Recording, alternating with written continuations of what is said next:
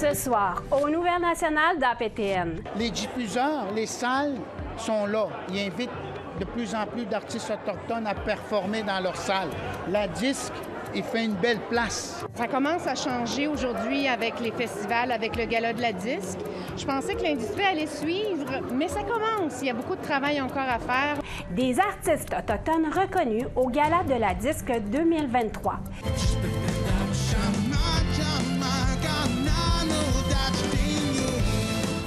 Une nouvelle gamme de produits axés sur l'approvisionnement de café entièrement autochtone chez Moccasin Joe Coffee Roaster à Genestake.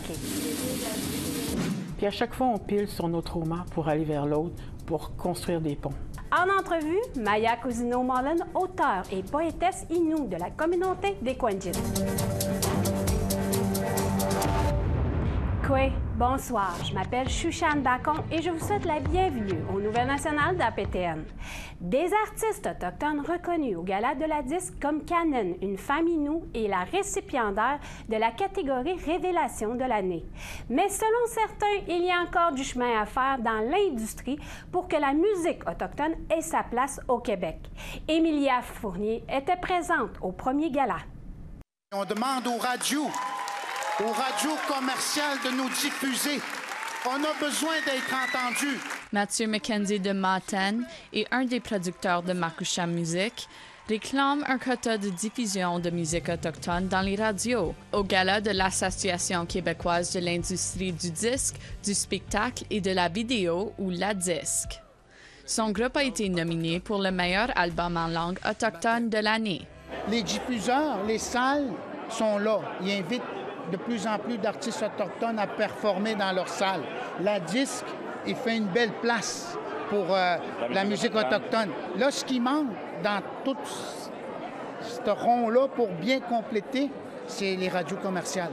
Katia Rock de Maliotanam a été nommée pour artiste autochtone de l'année et meilleur album en langue autochtone. Ça commence à changer aujourd'hui avec les festivals, avec le gala de la disque. Je pensais que l'industrie allait suivre, mais ça commence. Il y a beaucoup de travail encore à faire, mais je trouve ça le fun que des salles de spectacle, des diffuseurs nous invitent, nous, les Autochtones, à venir partager notre histoire. Toujours là à payer des dettes. Mathieu, auteur-compositeur de Washat Makmaniutanam, était ravi de voir plusieurs musiciens Innu être nominés. Je suis content de voir à quel point il y a de la représentativité autochtone. Ce soir, on est quasiment en famille. Il a été nommé pour Album Folk de l'année. C'est le fun de voir que on a notre place aussi. Tu sais, quand ça a été créé, j'ai eu un sentiment comme, bon, on va être enfermé là-dedans, tu sais, puis, tiens, ils ont leur catégorie, mais, tu sais, comme même Karen est nominée, elle, Kanen, album alternatif de l'année, tu sais, fait que, non, c'est un honneur. Le gagnant de l'album en langue autochtone, pour son album Natagun, a invité les autres artistes autochtones à monter sur scène pour recevoir son prix. On aime montrer qu'on se supporte. On ne se sent pas vraiment en compétition l'un l'autre. On se sent vraiment comme chacun a son style de musique. On a chacun nos publics. Puis ensemble, je pense que c'est l'union fait la force. Puis c'est vraiment un moment qui c'est ça. Comme je dis, c'est pas juste moi qui ai gagné, c'est vraiment toutes nous autres. Shawit espère que la musique autochtone soit diffusée sur les ondes des radios au Québec. Écoute, je me sens très ému, très fier. Je considère que c'est pas juste moi qui ai gagné, mais c'est vraiment les nations autochtones. On nous laisse une belle place. On espère maintenant avoir une petite place dans les radios.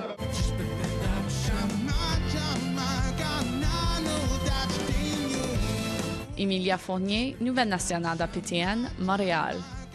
Les 22 cadres policiers autochtones du Québec ont déposé une plainte auprès de la Commission canadienne des droits de la personne pour accuser le ministre de la Sécurité publique de sous-financement chronique. Sean Deloux, président de l'Association des directeurs de police des Premières Nations et des Inuits du Québec, affirme que le financement fédéral des services de police autochtones a entraîné l'échec des forces. Deloux, qui est également chef de service de police Mohawk d'Akwesasne, affirme que les niveaux de financement empêchent la police autochtone d'offrir des services de base au même niveau que les autres services de police du pays. Un avocat représentant la police des Premières Nations dit espérer que l'affaire sera acceptée par la Commission et renvoyée au Tribunal canadien des droits de la personne. Le Collège de Lethbridge, dans le sud de l'Alberta, a lancé un programme en ligne unique conçu pour les policiers actifs et pour les personnes travaillant dans le domaine de la sécurité publique. L'Institut offre des enseignements qui aideront à améliorer la communication entre les peuples autochtones et les agents. Voici un reportage de Chris Stewart. La semaine dernière, le Collège de Lethbridge a commencé à offrir des mini-cours sur les services de police autochtones appelés microcrédits. Ce sont des classes de courte durée axées sur des sujets individuels allant de l'histoire, la culture, la réconciliation, la confiance, le respect et la communication et aux drogues et dépendances dans les collectivités autochtones. Lowell Yellowhorn est gestionnaire des services aux Autochtones au Collège de Lethbridge. Il dit que l'Institut a passé 1 an à travailler avec le service de police de la Blood Tribe, des professionnels pieds noirs et la collectivité sur la façon de les mettre en œuvre. We had three different sessions and engaged with the community in the development of these suite of micro-credentials because it was going to greatly enhance the professional development needs of the Blood Tribe Police Service. Trudy Mason est la doyenne du Centre pour la justice et les services sociaux du Collège. Elle veut que les agents de police supérieurs et les travailleurs de la sécurité publique comprennent mieux les gens qu'ils protègent. Et chaque cours de 7 à 10 heures contribuera à améliorer les relations. These courses are more about the culture and more about communication and more about how you interact with individuals on the nation. And there's little pieces of the law in there, but you know what? Police officers know the law already. So it's more about circumstances that have led to some of the situations and how can be culturally respectful. Madame Mason dit que les cours sont parfaitement adaptés pour les agents d'un océan à l'autre. It is specific to the Blackfoot Nation, although within the courses, there would be content where it would specifically say, this is what happens in a Blackfoot Nation. However, if you are someplace else in the country, go to your community and ask the questions. Lowell Yellowhorn affirme que les cours sont un pas vers la réconciliation pour le collège et pour les agents qui ont terminé les cours. I look forward to seeing how these types of training opportunities for our officers who are serving, how this will help them in becoming better knowledgeable in some policing scenarios that they may face in the future, just to make our community safer and help to address some of the systemic challenges that the policing sector experiences. Vous pouvez vous inscrire à lethbridgecollege.ca. Un reportage de Chris Stewart, Nouvelle nationale d'APTN, Edmonton. Au retour, un chapetoine sur la colline parlementaire à Ottawa. Soyez là.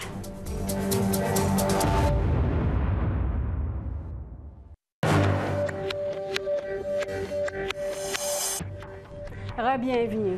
Des membres des gardiens des Premières Nations étaient présents à Ottawa la semaine dernière pour rencontrer des députés et des sénateurs. Les gardiens ont installé un chapetoine sur la pelouse devant la colline du Parlement. Ces gardiens des Premières Nations font partie d'un programme national qui vise à protéger les terres et les eaux. Ce programme s'inscrit dans l'initiative de Leadership autochtone. Une quarantaine de gardiens se sont rendus à Ottawa.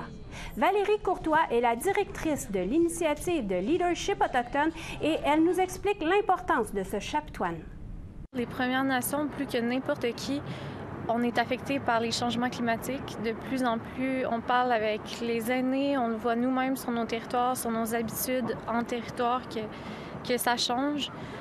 Pour moi, personnellement, le mouvement des gardiens du territoire, c'est ce qui me donne espoir.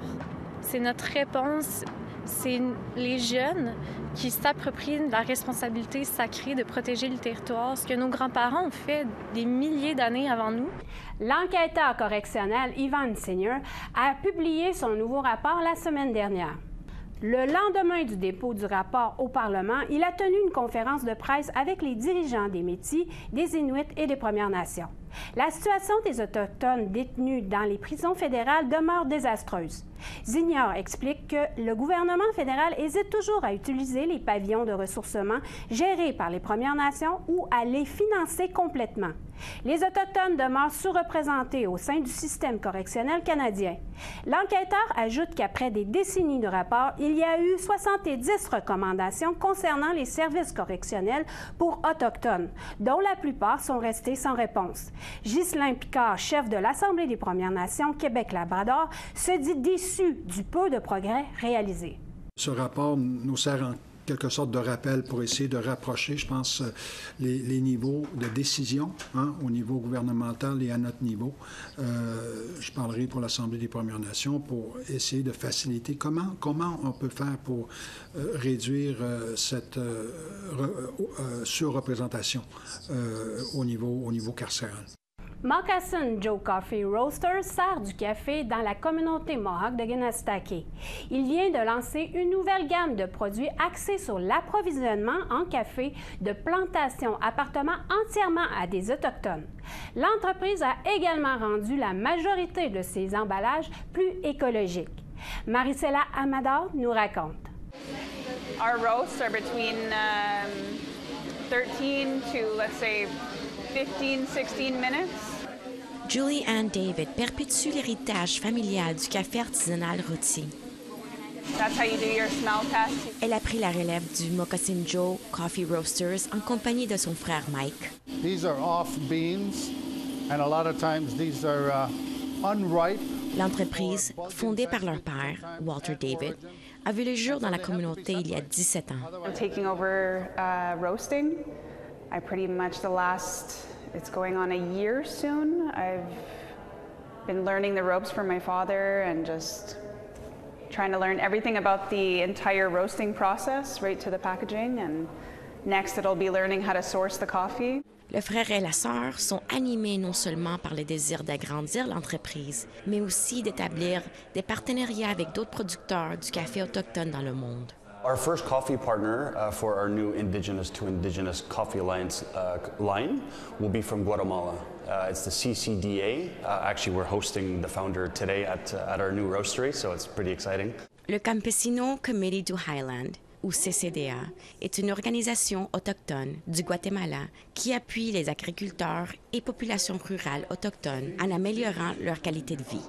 Lors d'une visite à la nouvelle brûlerie de Moccasin Joe, Leocadio Huracan, agriculteur maya Cachiquel, membre du CCDA, a déclaré que ce nouveau partenariat était important et stratégique. Il a insisté sur l'importance du regroupement des Premières Nations. Una conexión que no solo se trata de comercializar café, sino también de compartir cultura, compartir lo que nosotros somos, lo que nosotros sabemos y nuestra visión hacia la humanidad, nuestra visión cosmogónica para la sociedad, para la búsqueda de justicia social y sobre todo para que se respete la naturaleza, la madre tierra. Mike et Julianne ont eu l'idée de la nouvelle gamme lorsqu'ils ont réalisé qu'ils n'avaient pas beaucoup de plantations de café autochtone dans les pays d'origine du produit.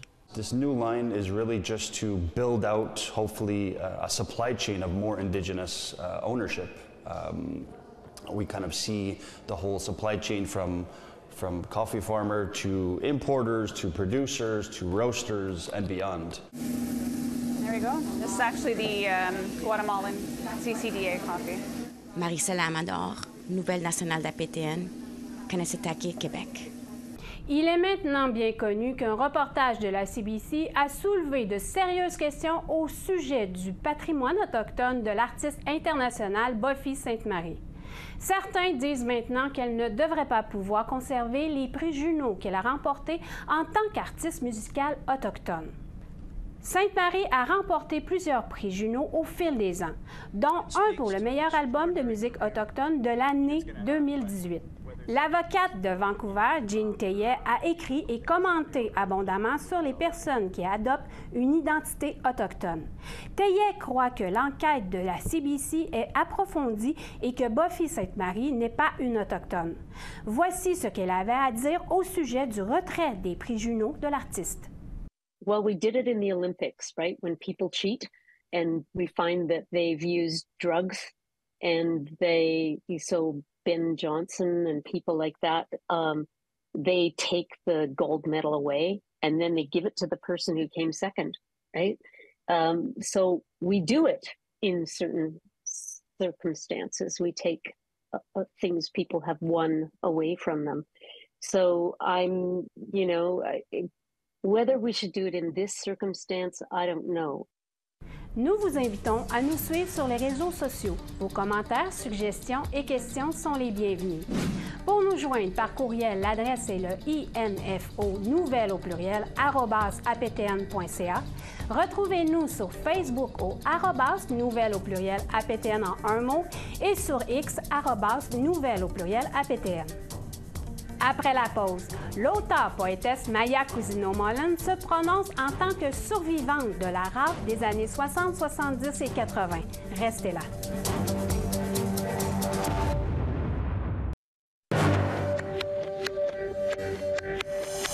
Re-bienvenue. Voilà déjà une semaine que le reportage de l'émission d'enquête Fifth Estate à CBC sur l'ascendance de Buffy Sainte-Marie est paru. La semaine dernière, l'organisation du 60 Scoop Legacy of Canada, représentant les survivants de la rafle des années 60, 70 et 80, a écrit une lettre ouverte suite à ce reportage. Donc, cette semaine, nous recevons Maya Cousineau-Mullen, une auteure et une poétesse inoue de la communauté des Quanjit, qui est une survivante de cette rafle des années 60 à 80 pour se prononcer sur cette lettre. La voici. Kwe Maya Cousineau-Mullen, bienvenue à Nouvelle Nationale d'APTN. Kwe Shushan, ça va bien? Oui. Merci de m'accueillir. À la lettre, tu l'as lue. C'est quoi tes impressions? Bien, je trouve important, en effet, de rappeler à certaines grandes organisations comme CBC et leurs émissions de faire attention au public à lequel on s'adresse. Parce que trop souvent, je pense, dans le cas des histoires des Premières Nations, on ne faisait pas attention à notre sensibilité puis au trauma qu'on a traversé. Toi, moi, on est souvent en première ligne pour donner des conférences, rencontrer des gens, répondre à des questions des fois, puis à chaque fois, on pile sur nos traumas pour aller vers l'autre, pour construire des ponts. Fait que je crois qu'à la limite, par considération et par respect pour nous, quelqu'un ou quelque chose d'important comme CBC pourrait faire attention et à la limite avoir mis un avertissement avant. Tu sais, que ça peut toucher des traumatismes intergénérationnels, des traumatismes sur l'adoption, parce que malheureusement, la majorité des histoires des 60 Scoops, c'est pas des contes de fées. C'est pas des contes de fées et beaucoup d'histoires de maltraitance, d'abus physiques, sexuels. On est encore aussi en recherche. Moi, heureusement, ma communauté me soutient. Ça, je leur suis vraiment reconnaissante. Là. Je leur dis bonjour en passant à Konichit. Dans leur manière qu'ils ont de me revendiquer, d'être fiers de moi dans ce que j'accomplis, ça rend l'adoption plus douce. Puis ça rend aussi... C'est comme si, entre autres, j'avais été désignée dans ma communauté pour être quelqu'un qui travaille à construire des ponts, ce que j'ai fait toute ma vie d'ailleurs. Toi aussi, tu es une survivante de la rafle des années 60. Tu as été adoptée aussi. Oui. Oui, puis en fait, pour répondre à certaines interrogations que j'ai déjà entendues, moi j'ai été adoptée par une famille québécoise.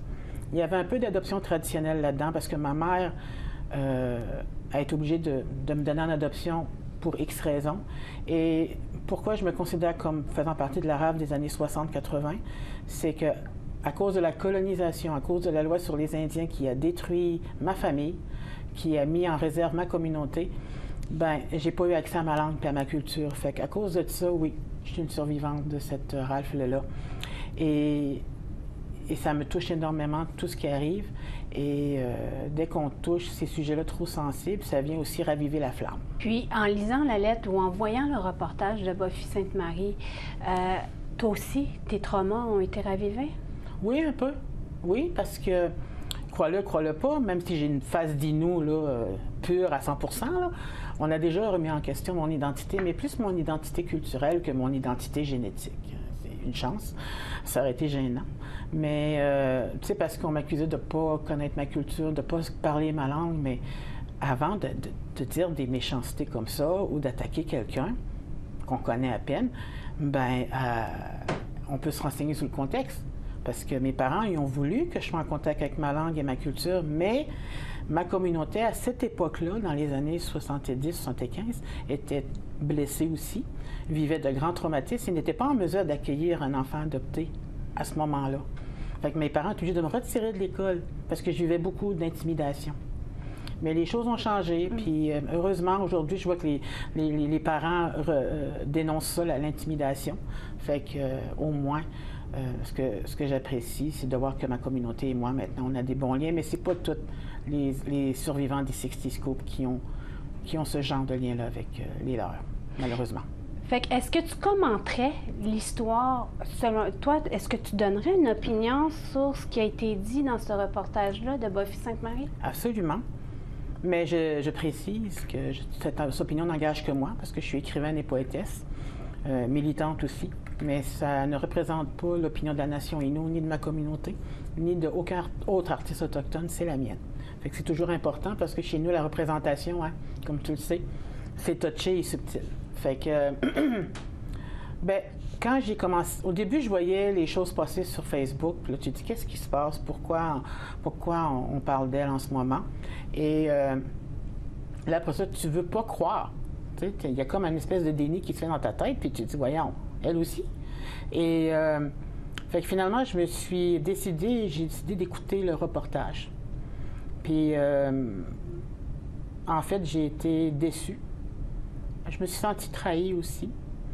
Je comprends qu'elle était adoptée de manière traditionnelle, elle aussi, par la communauté Payapot. Et puis ça on n'a pas à critiquer la communauté de vouloir se tenir derrière elle.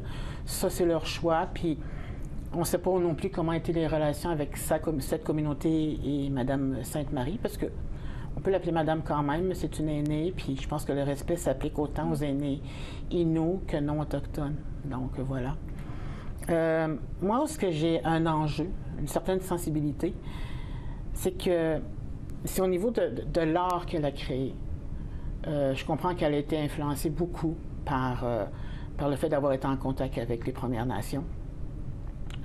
Mais les prix qu'elle a remportés, moi, je me questionne un peu. Mais, tu sais, je donne pas d'ordre, puis je donne pas de recommandations, mais je sais qu'à un moment donné, elle était nominée aux Junos et Kelly Fraser était aussi nominée. Mais c'est Buffy Sainte-Marie qui l'a remporté. Est-ce qu'on doit se poser la question? Tu sais, parce qu'en même temps, on ne faut pas jouer le rôle du colonisateur. Hein? Présente-moi ta carte, prouve-moi que tu es un pur Indien. Moi, j'ai un petit peu de misère avec ça.